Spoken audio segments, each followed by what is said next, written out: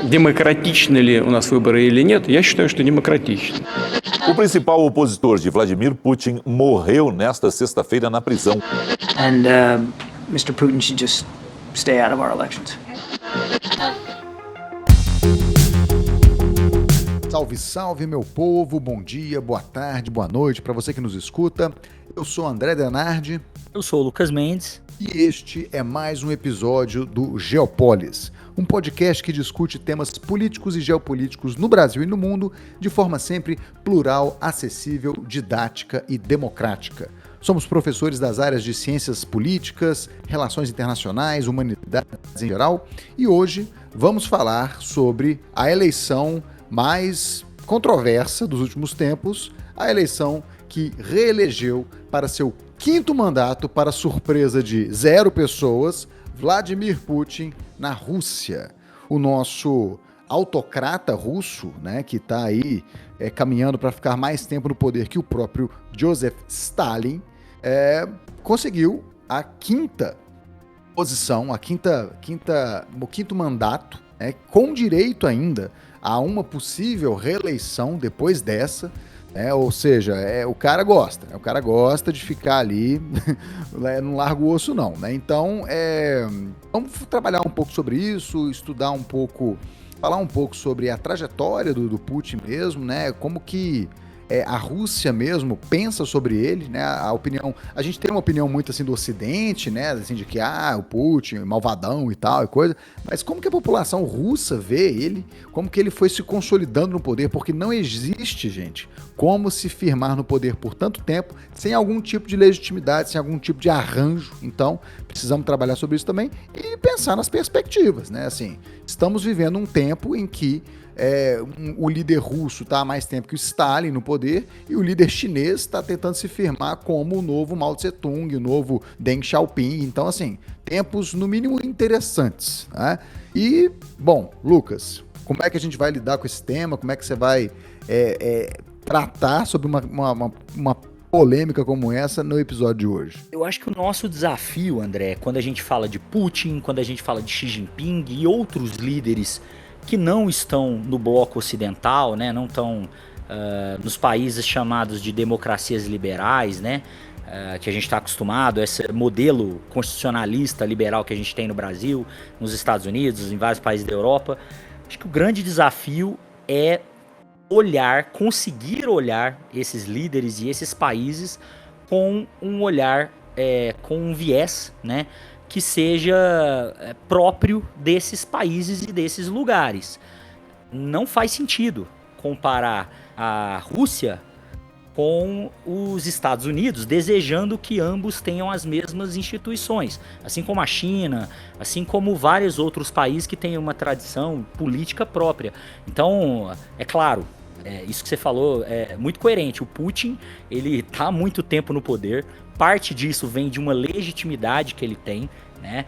Parte também vem de arranjos, da eliminação de rivais, de concorrentes, enfim, uma série de jogos ali de poder que o Putin vem manipulando ao longo dos últimos anos, mas ele, acho que talvez o nosso maior desafio hoje seja isso, né?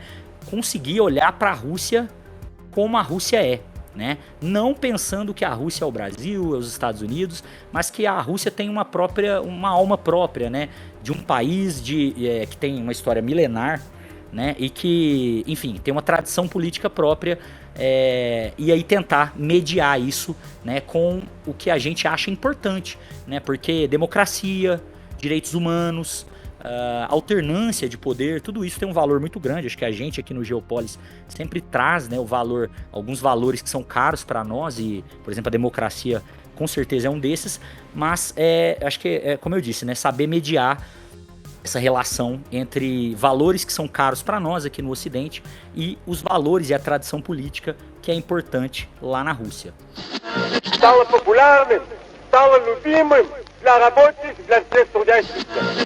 Pois muito bem, gente. Quem afinal é Vladimir Putin? Antes da gente falar sobre Putin, gostaria de chamar a atenção para o que nós temos aqui, uma palavra do nosso patrocinador, vocês mesmos, né? Não se esqueçam, gente, que nós estamos fazendo um trabalho sempre autônomo, de forma bastante sincera, de peito aberto, e nós contamos com o apoio de vocês. Não deixem de avaliar a possibilidade de nos ajudarem, contribuindo mesmo financeiramente, através do Pix contato.geopolis@gmail.com. Através de qualquer doação, vocês, além de estarem ajudando a gente no nosso projeto, vocês ganham de forma totalmente autoral e com muito boa vontade o nosso e-book, o Guia Essencial da Política e Geopolítica no Brasil e no Mundo, que é justamente o que a gente vive falando aqui. Um texto, um livrinho, né, com temas essenciais escritos por mim e pelo Lucas. Não é cópia, não é chat GPT, é a gente mesmo escrevendo. E aí é uma contraprestação aí para aqueles que acreditam no nosso trabalho. E não deixem também de considerar a possibilidade de estarem conosco na comunidade Geopolis.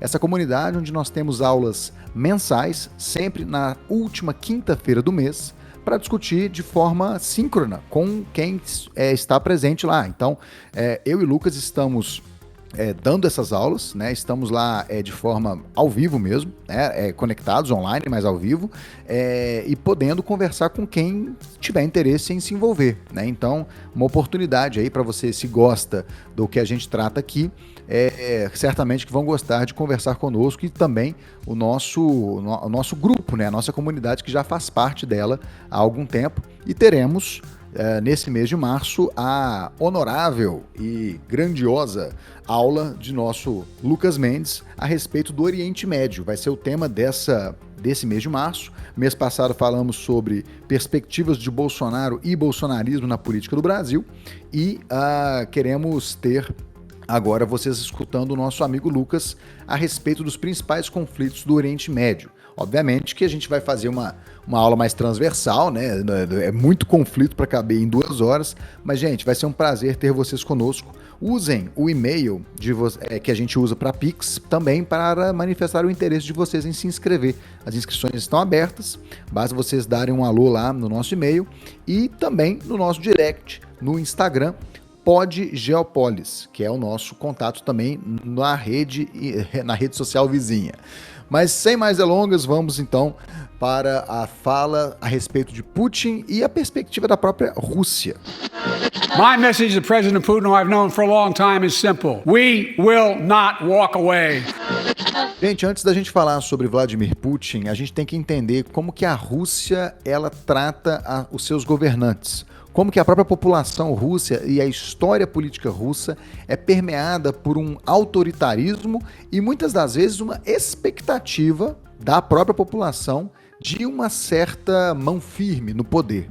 Eu me valho de uma memória do passado, quando ali nos turbulentos e derradeiros anos da dinastia Romanov na Rússia, o czar Nicolau II, ele era tido como um líder frouxo, um líder mole, um líder muito complacente, justamente porque ele tinha ali alguma inspiração liberal, uma inspiração iluminista, né, tardia, de algumas práticas que, na visão dele, faziam sentido, né, de ter alguma liberdade ali de imprensa, de você ter alguma oposição ao seu governo, né? E ele era criticado por alguns grupos justamente por ser mole, por ser muito condescendente, né? E o que, inclusive, levou a uma reação do próprio Nicolau II, que resultou no Domingo Sangrento de 1905, ou seja, uma tentativa exagerada de reprimir um protesto de trabalhadores, o que só foi agravando a oposição contra ele. Ele não soube dosar, né, essa complacência e autoritarismo, e autoridade, pulso firme, e deu no que deu. O que eu quero dizer com isso, gente? A Rússia, tradicionalmente, ela está acostumada a um perfil de liderança duro, firme, e o que dificultou muito a capilaridade de um modelo que nós, no Ocidente, vemos como uma democracia liberal. Se a gente for ser criterioso na história política russa, ela basicamente nunca viveu isso, porque ela saiu de um governo praticamente feudal, tardio, até início do século XX, para mergulhar num modelo autoritário também, marxista-leninista, que mistura o eventual autoritarismo da própria ideologia com o autoritarismo histórico do governo russo, da mentalidade política russa. Isso não mudou depois da queda do Muro de Berlim, depois da desintegração da União Soviética. A Rússia continuou em movimentos autoritários, bruscos, o que tornou o tecido político e institucional russo muito frágil, o que leva hoje a termos um líder que concentra poder em torno de si e é apoiado por uma boa parcela da população nesse sentido, porque muitos veem nisso um resgate dos valores da força russa, essa Rússia que ficou marginalizada ali nas décadas de 90, dos anos 2000, que estava ali humilhada por uma derrota na Guerra Fria, enfim, isso tudo cria uma expectativa de que alguém pudesse resgatar a honra, né? E quando Putin fala que a queda da União Soviética foi o maior desastre geopolítico da história, né, do século XX, isso traça ali uma expectativa do tipo de líder que ele buscava ser, né? Um líder forte, firme, que estava sempre colocando a Rússia em primeiro lugar. E é interessante que a gente pensar até na própria ideologia do Putin, né? Putin é de esquerda, Putin é de direita, o Putin é um nacionalista, o Putin é um conservador.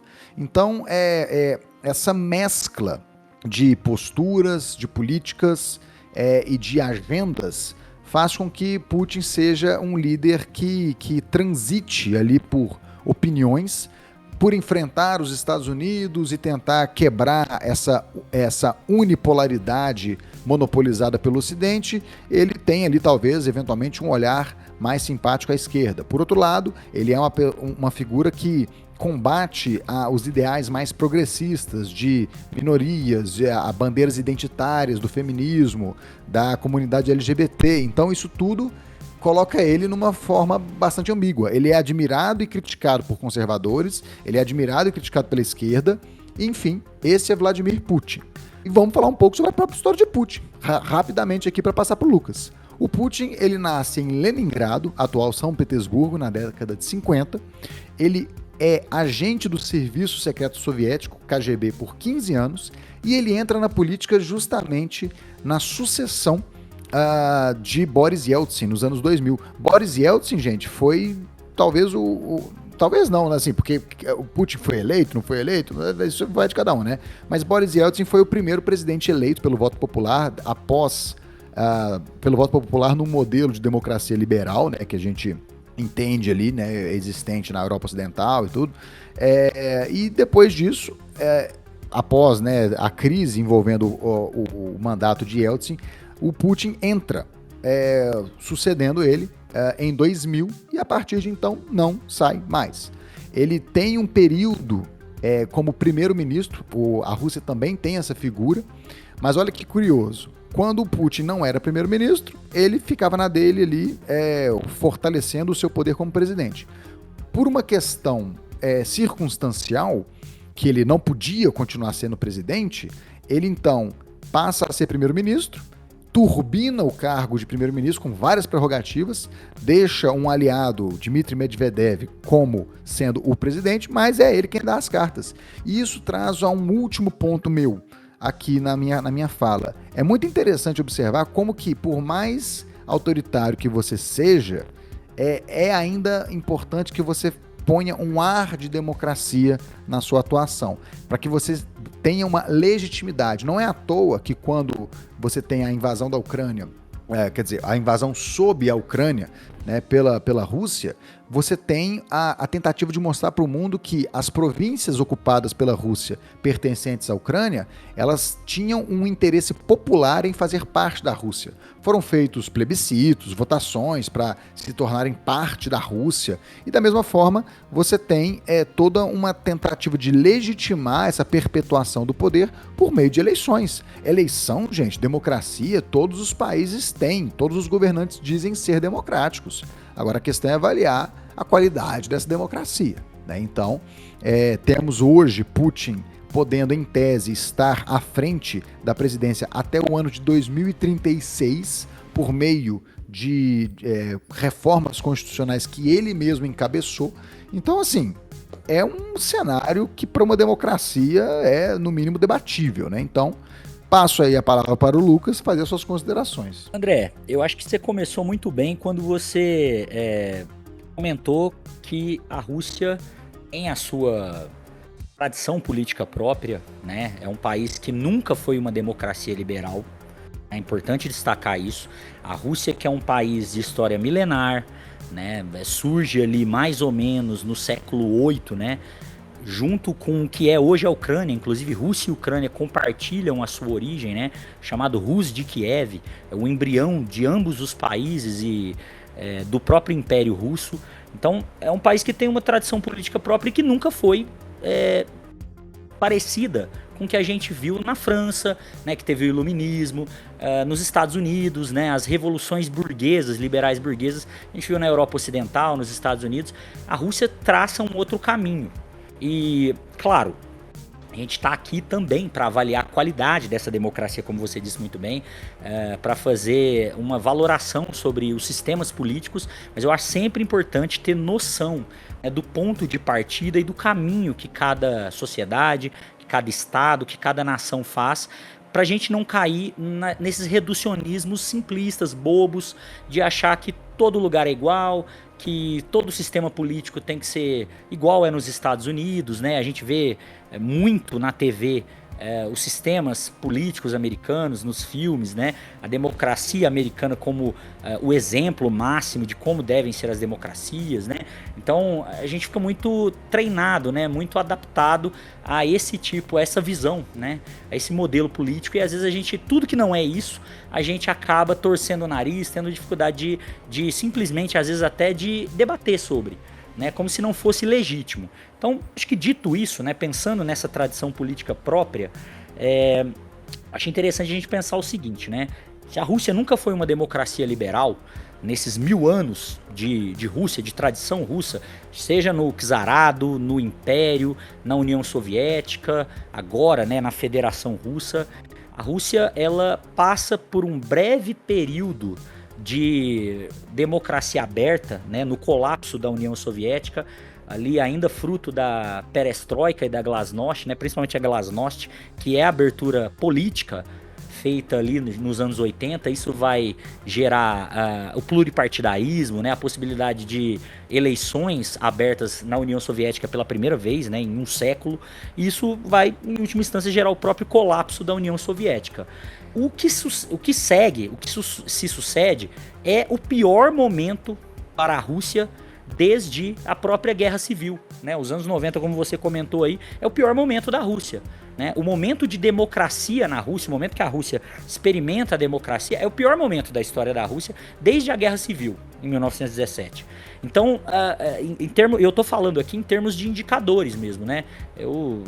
Tem alguns livros, né, algumas obras que comentam isso, tem uma que eu gosto muito, chama Brezhnev Reconsiderado, né, um livro que comenta o colapso da União Soviética, os anos 80, mostra como os anos 90 ali realmente é uma época difícil para a Rússia também, e, enfim, é um momento muito difícil e que na visão dos russos, né, eles ficaram com isso marcado, né? Olha, quando a União Soviética estava estagnada, a gente queria mudança, a gente queria reformas. Quando as reformas são feitas, quando a gente tem uma abertura, a gente passa por um colapso financeiro, econômico, PIB em declínio, expectativa de vida caindo, os indicadores no pior momento, né?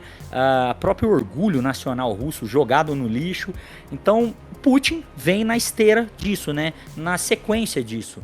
Em 1999, ele assume como primeiro-ministro, em 2000, ele assume como presidente.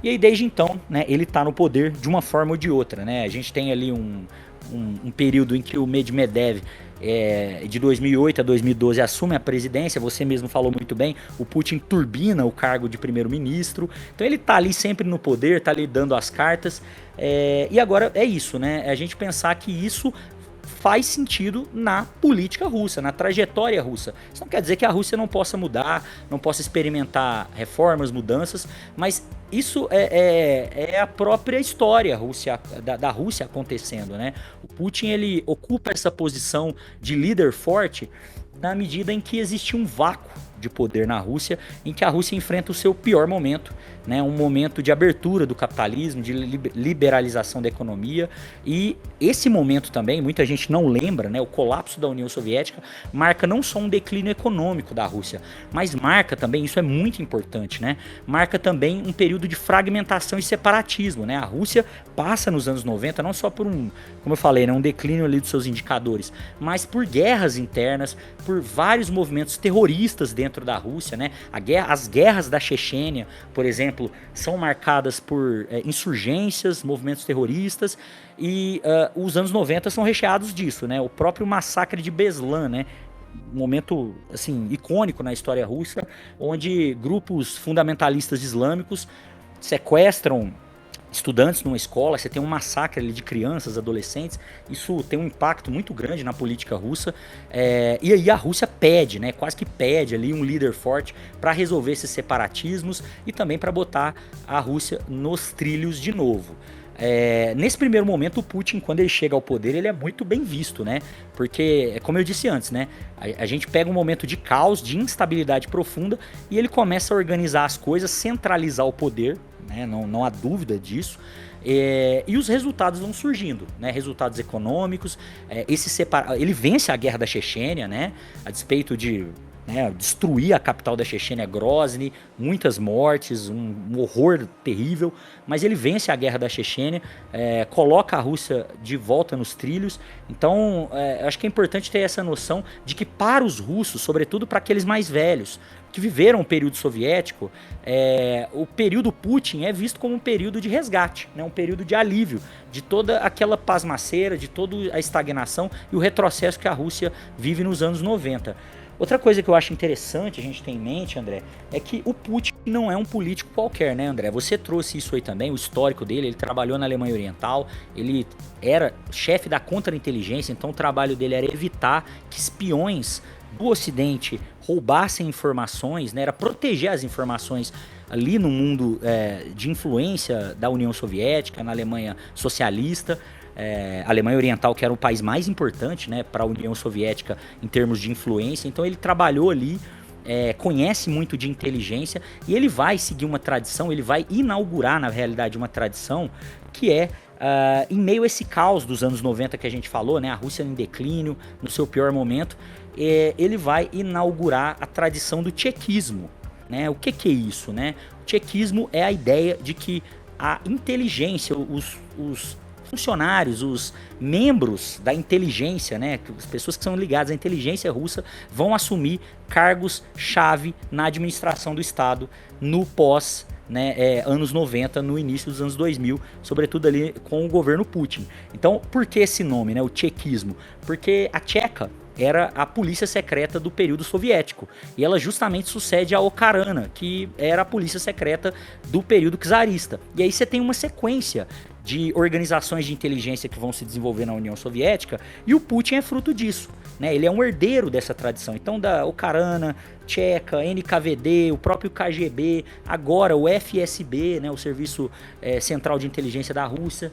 Então, ele é membro dessa tradição. Eu acho que isso coloca ele numa posição privilegiada como alguém que tem bastante opinião, né, e bastante experiência para poder operar ali a Rússia, que não é um país fácil, né, não é um país qualquer, é um país que tem uma tradição aí, até por conta da Guerra Fria antes, de ser um país central na geopolítica.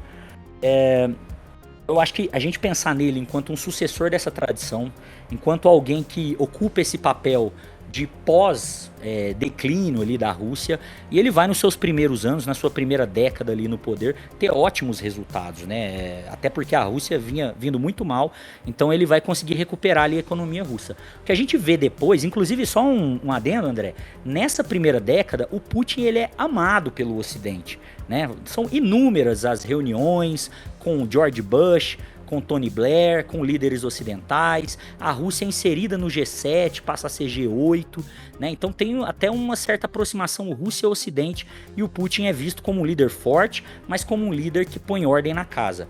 Isso vai mudar só agora, né? Na segunda década do século XXI, a partir de 2014, principalmente com a Revolução Ucraniana, o Euromaidan.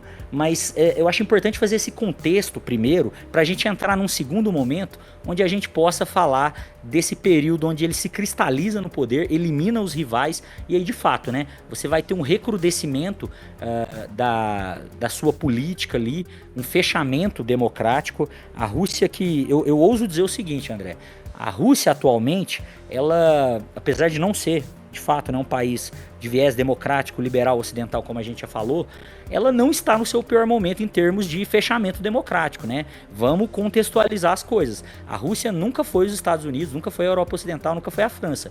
Então o Putin não é o maior ditador da história da Rússia, a despeito do que a gente possa pensar, né? A gente se colocar em contexto, ele, na realidade, ele tem uma série de mediações e, por exemplo, a Rússia é um país pluripartidário, né? Claro, o partido Rússia Unida, que é o partido do governo, tem muito mais poder que os outros. Mas é diferente da China, por exemplo, já, né?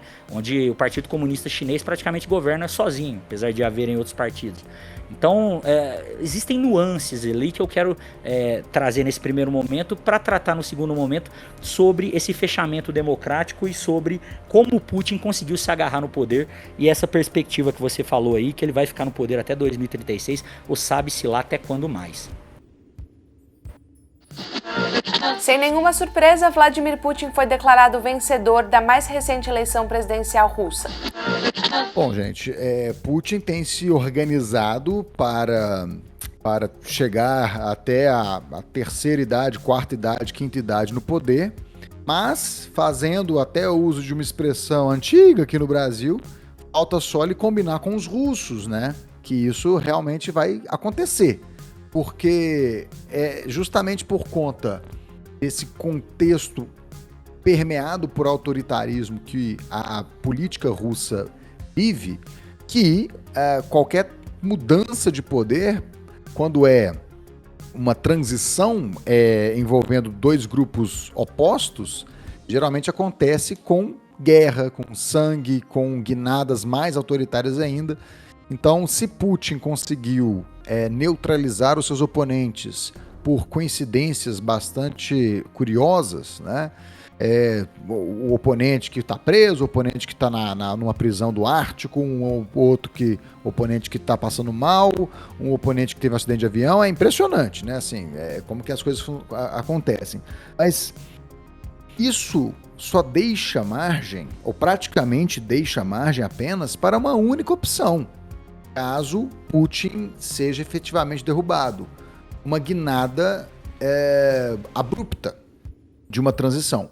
Putin hoje consegue se equilibrar, garantiu ali a sua reeleição, tudo bem. A eleição ocorreu com uma tranquilidade esperada, né, pelo governo.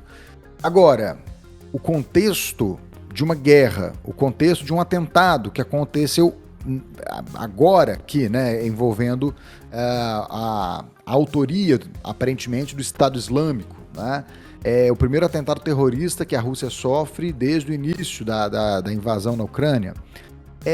Até que ponto isso vai, né? A gente já viu, inclusive, a própria força mercenária, né, do Wagner Group se voltando num dado momento contra o próprio Putin.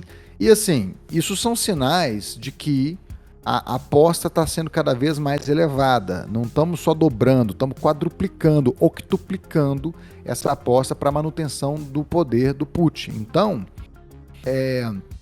Putin pode sim chegar à mesma longevidade de governo que Stalin, mas é bom lembrar que o próprio Stalin, ao que tudo indica, também morreu de formas misteriosas, né? Dizem que foi envenenado, dizem que sofreu ali um revés no seu momento final de vida ali, né? Talvez não fosse para ele ter morrido naquela época. Então, o que pode aguardar Putin nos próximos anos? Apesar de ter surfado numa onda de popularidade, isso não há garantia de que o contexto seja o mesmo nesse momento de governo dele. Então, nós podemos eventualmente esperar para os próximos anos uma reviravolta na Rússia, uma reviravolta que talvez surja de uma forma abrupta, com pouca explicação, e voltarmos a um governo com uma outra orientação, mas muito provavelmente, a julgar pela história política e pelo próprio contexto que se coloca a oposição na Rússia, um contexto ainda autoritário. Eu acho difícil imaginar a Rússia aplicando um modelo democrático como a gente vê no Ocidente, uma democracia liberal plena, num curto, médio prazo. Então, a projeção futura da Rússia, politicamente falando, com Putin ou sem Putin, com Putin morrendo uma morte morrida ou morte matada, a perspectiva ainda de muito autoritarismo naquela região do mundo. É isso, André. Assim, o Putin é um líder forte, né? É alguém que resgata a Rússia de um momento ruim, melhora os indicadores, melhora a economia, mas também usa muitos subterfúgios que são questionáveis, né? Como você mesmo falou, né? A eliminação de rivais, né? A centralização do poder, uma série de restrições na imprensa, né? Então, há sim o que se questionar no governo Putin, mas também há o que se destacar em termos positivos. Eu acho que muitas vezes, como eu disse antes, né? A mídia acaba trazendo um viés muito unilateral, né? Justamente porque quer que a Rússia seja como é os Estados Unidos, quer que a Rússia seja como é a França, e isso não vai acontecer, né? Para quem tem uma análise geopolítica mais realista, fica fácil, né, fazer essa visão, né, esse olhar de que são países e tradições diferentes. Acho que essa questão que você falou, ela é muito importante, né? O Putin, ele, a despeito de apresentar bons resultados, de conseguir, por exemplo, recuperar a economia russa, colocar a Rússia de volta no G7, né? De volta não, mas inserir no G7, de volta entre as maiores economias do mundo. A Rússia que tinha perdido o status de potência, volta como uma potência regional. Tudo isso até 2014, quando você tem o contexto da guerra da Ucrânia, a guerra de Donbás, né? Tudo isso é bastante linear. E a Rússia, inclusive, tem, como eu disse antes, uma boa relação com os Estados Unidos, né? Até porque apoia, né, a guerra ao terror, apoia a invasão ao Afeganistão. Enfim, tem uma sinergia ali interessante. Agora, Putin, de fato, né? Ele, recentemente, a gente viu 2 casos emblemáticos, né? Yevgeny Prigozhin, caso do líder do grupo Wagner, eliminado misteriosamente numa queda de avião, após desafiar o Putin publicamente. Alexei Navalny, né? Um líder aclamado aí pelo Ocidente, um político que, de fato, em muitos anos, talvez seja o primeiro político a ter uma popularidade capaz de desafiar o Putin ali, também morreu numa prisão.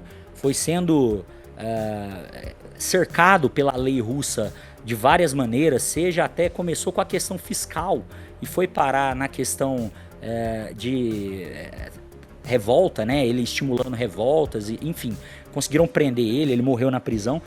O Putin tem essa tradição desde os oligarcas russos, né? Ou o oligarca ou os bilionários da Rússia se enquadravam, se juntavam a ele ou eram eliminados, né? Essa tradição que eu falei antes do tchequismo, do KGB, do FSB, ele tem usado essas ferramentas para enquadrar a elite política e econômica russa, né? Com mão de ferro, muitas vezes. Agora, é isso, né? Essa dualidade, essa visão aí que a gente tem que ter dos dois lados. Putin é, com certeza, sinal de estabilidade e segurança na Rússia. Ele é também um sinônimo, né, de autoritarismo, como você falou, né, em muitos sentidos. Isso não quer dizer que ele não tenha legitimidade, não tenha apoio, né? Você mesmo disse, eu acho que é importante deixar claro isso. Muitos russos gostam do Putin, apoiam o Putin. Pesquisas feitas, inclusive por organismos ocidentais, André, mostram que a faixa etária, né, o grupo social que mais apoia o Putin são as mulheres de meia idade. Porque justamente são mulheres que viveram o período soviético, viveram os anos 90, viram aquele caos e hoje querem estabilidade, né? Querem um cenário onde elas possam contar com pensões, com salário, com uma moeda estável. Então existe toda essa dualidade, é uma das figuras mais emblemáticas do século XXI, e não há dúvida, né? É um estrategista geopolítico, independente dos meios aí, né? Que são muitas vezes questionáveis, mas costuma atingir os resultados desejados aí, o Vladimir Putin. Eu acho que para finalizar, acho que a gente pode pensar em que a Rússia, ela está passando por um momento de ascensão, reascensão militar na guerra da Ucrânia. Não estou aqui dizendo que a guerra da Ucrânia está sendo fácil para a Rússia, mas estou dizendo que a Rússia vinha num momento de declínio, e a guerra da Ucrânia ela marca justamente um período de reascensão política e militar. E isso sem dúvida tem a ver com Putin. Essa própria presença do Putin é algo que fomenta, que cimenta a parceria com a China, que é uma parceria estratégica. Essa estabilidade, né, que a gente sabe que o Putin está hoje no poder, vai estar provavelmente até 2030 e eventualmente até depois.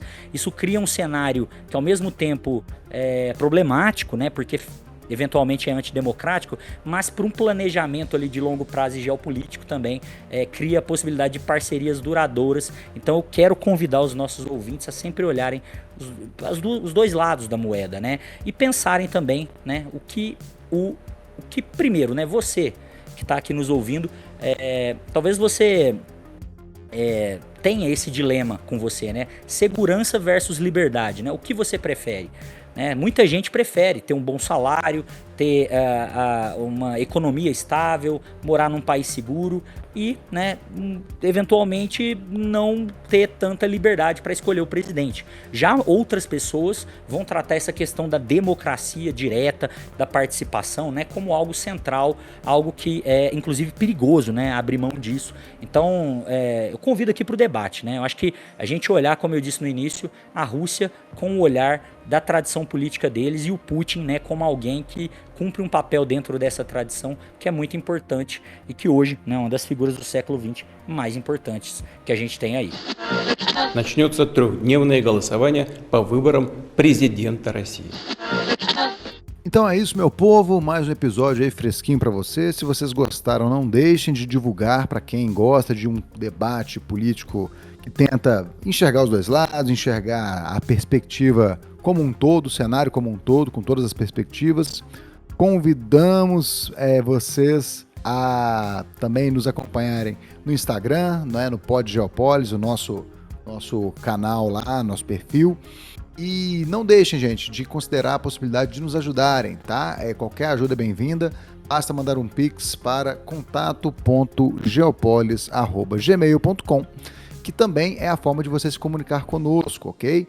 Vocês terão como um regalo pela boa vontade em nos ajudar, um e-book. E também não deixem de participar, de avaliar a participação da nossa aula na semana que vem, Oriente Médio com os seus principais conflitos, uma aula que será ministrada pelo nosso querido amigo Lucas. Eu vou ficando por aqui, agradeço a paciência de vocês terem ficado aqui até o final conosco e até a próxima. É isso, pessoal, grande abraço, reforço aqui o convite do André, estejam conosco aí nos nossos episódios, sigam a nossa página no Instagram, se você puder não deixe de nos apoiar via Pix ou de estar conosco na nossa comunidade Geopólis. Grande abraço, tchau, tchau.